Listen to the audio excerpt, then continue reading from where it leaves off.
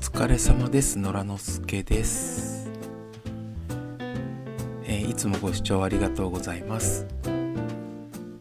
なんか新しくチャンネル登録してくださった方、最近バタバタっと、増えてくださってて、いらっしゃいませありがとうございます。今日はね、ちょっと時期外しちゃったんだけど、アジアカップの話をちょっと、思ったことを話そうかなと思います。まず残念だったよね。なんだろう、優勝するものだと思ってたからまさか負けると思ってなかったんで、残念でしたっていう感じだな。で、そもそもさ、なんで優勝するもんだって思ってたんだろうっていうね、自分が。それってやっぱり前回のワールドカップがあったからだと思うんですよ。ドイツを倒しスペインを倒しみたいなね。そこでやっぱり今の日本は歴代最強だぞっていう思い込みが自分の中にあって、でそれでやっぱ負けた時になんでだろうっていうね、気持ちになったんじゃないかなと思います。で、アジアのやっぱりチームって決して弱くないし、で試合の転がり方によっては負けることもあり得るっていうのをね、やっぱり改めて思い出したっていうか、試合なんだから勝ち負けは当然つくし、絶対に勝てるってことはありえないんだなっていうねことを改めて、思い出したというか、そういう気持ちになったかなっていう感じですね。で、戦術のこととかは俺分かんねえからさ、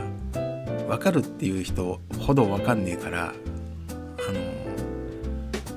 そこまでのめり込んでないし勉強もしてないからね。そういう詳しいことはそういう詳しい人に任せるとしてさ、そうだな、森保監督に関しては俺別に交代しなくていいと思ってる人なのね。いろんな意見があっていいと思うし、それはそれで尊重すべきだと思うんだけど、俺は、全然交代しなくていいんじゃないっていう思ってる人なんだけど、なんでかっていうと、日本代表の目的っていうか目標ってワールドカップだと思ってるのね、俺は。で、次のワールドカップって2年後でしょ、確か。今までやってきた積み重ねっていうのを本番で活かせないっていうのはもったいないと思うし、で残り2年つっても実際のところ代表として動けるのってね、招集して練習して親善試合やってみたいのってもう何ヶ月でしょ。2ヶ月とか3ヶ月とか延べで言ったらそれぐらいじゃねえかなと思うんだけど、でそれでワールドカップ優勝できる残り2年で今の日本のチームをワールドカップで優勝まで持っていける監督さんっているんですかっつったら俺いないと思うんだよね。よく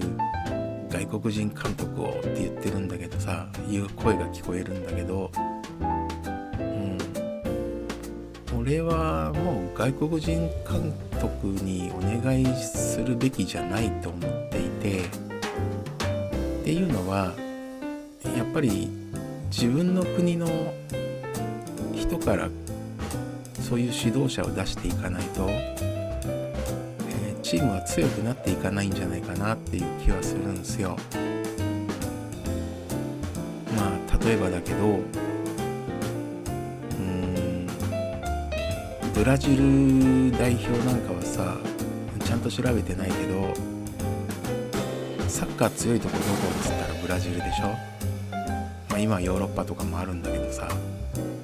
まずブラジルが浮かぶわけよ。そうするとブラジルの代表監督っておそらく外国人監督呼んでないんだよね。自分の国の人でしょ、代表監督。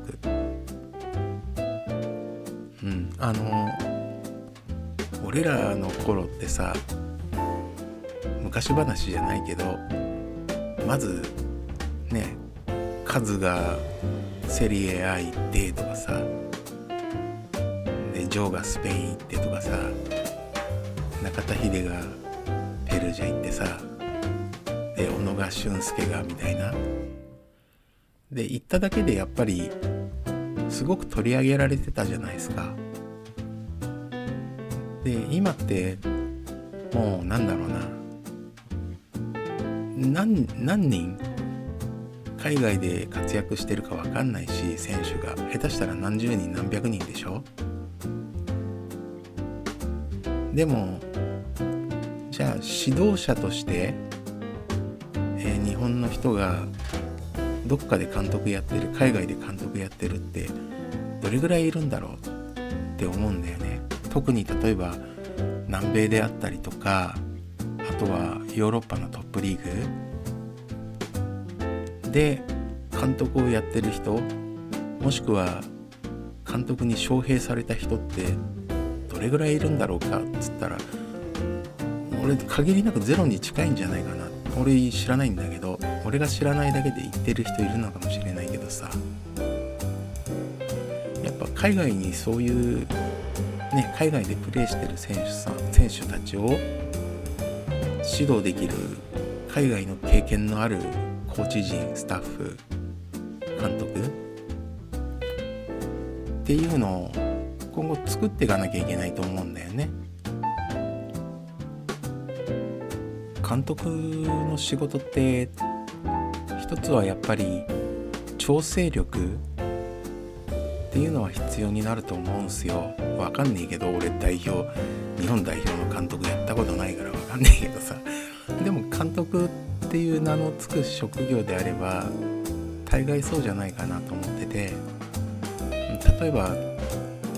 自分と選手だったりとか、自分とスタッフだったりとか、スタッフと選手、いろんな立場からの関係ってあるじゃないですか。でそれを調整できる能力っていうのは当然必要だと思ってるし、でそうなってくると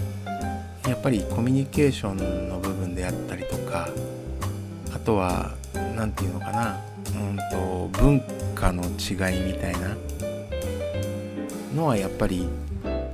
ね、ないに越したことはないんで、そう考えるとやっぱり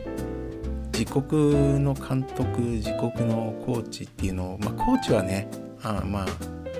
外国人でもいいかなと思うんだけど、監督っていうのは、日本人がいいんじゃねえかなと思うんだけどね。だって自分の職場である日突然上司が外国人になってさ、言葉もわかんねえって状態だったら俺困ると思うんだよな俺が困るだけなのかもしれないけど、で今までだって外国人の監督散々呼んできてるじゃないですか。オフトから始まってさ、例えばファルカンだったりとかさ、最近でもないけど、最近で言ったらオシム監督だったりとか、オシム監督俺すごく好きだったけどね。あとはザッケローニ監督とかさ、それなりに名の通った外国人監督は呼んでるし、それでもやっぱり目標までには行ってないんだよね、ベスト8までには。だったらもう日本人で監督を作んなきゃいけないし、そういう経験をしたスタッフっていうのを作らなきゃいけないんじゃないかなと思ってるんだけど、だからね、言い方悪いけどアジアカップ一つ負けたぐらいで変えられちゃたまんねえだろうなっていう、最終的にやっぱりワールドカップが目標だから、しっかりは見てないけど、ダイジェストでしか見てないけど、やっぱりミスはあったと思うんですよ。不可解な部分っていうのはあったと思うんだけど、でもそれにしたって糧になる話だから、それをワールドカップでね、本番で発揮してくれればそれでいいんじゃねえかと思うし、一つ負けたぐらいでっていう言い方はいいか悪いか分かんないけどね、俺はそう思ってます。一つ負けたぐらいで、ここで可能性をなくしちゃうのはもったいねえんじゃねえかなっていう気はするんだよね。でやっぱりなんじゃかんじゃ実績があるから、前回のワールドカップでね、いい試合をしたっていう実績があるから、だからここで変えてほしくないなとは思ってます。あとはやっぱりね、アジアの壁っていうか、アジアの試合って難しいよねっていう、綺麗さ汚さみたいのっていうのが、やっぱりあるよね。それから向こうのやっぱり選手たちも相当やっぱりチャレンジ精神じゃないけどさ、日本に勝つぞっていう、もうそこで全力尽くすみたいなにやっぱり気迫っていうか勢いがあったよね。気迫とかっていうと精神論かよみたいな話になっちゃうんだけどさ、割と精神だけが大事っていうんじゃなくて、精神力も大事だぞっていうのは、俺は思っててさ、日本一になる人って日本一になるためのメンタル持ってるんだよな、やっぱり。そんな気がするんですよ。だからね、やっぱりそういうところも、違うのかなとか、なかなかね、負けた原因って一つ二つじゃないと思うし、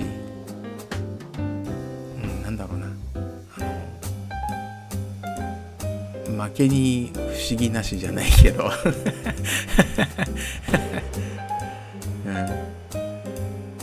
ぱり、反省して次に生かすっていうのでいいんじゃねえかなと俺は思ってます。そんぐらいかな。やっぱりね、今の日本のサッカーって見てて楽しいし、またね、強いところを見せてほしいなと思ったりしました。はい、今回は以上です。ご視聴ありがとうございました。